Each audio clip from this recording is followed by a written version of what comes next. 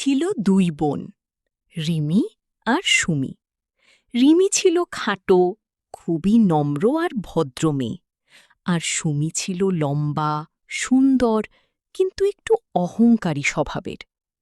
গ্রামের সবাই রিমিকে খুব ভালোবাসত, কারণ সে সবার সাথে মিষ্টি করে কথা বলত, কারো বিপদে সাহায্য করত।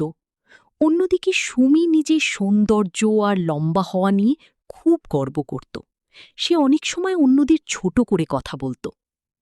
একদিন তাদের বাড়িতে খবর এলো, দুই বোনের বিয়ের প্রস্তাব এসেছে। ছেলের পরিবার আগে রিমিকে দেখতে এলো। রিমি খুব সাধারণভাবে ভদ্র আচরণ করে সবার সাথে কথা বলল। তার ব্যবহার দেখে সবাই মুগ্ধ হল। তারপর সুমির পালা এলো। সে খুব সাজগোজ করে এলো, কিন্তু তার কথা বলার ভঙ্গি ছিল একটু অহংকারপূর্ণ।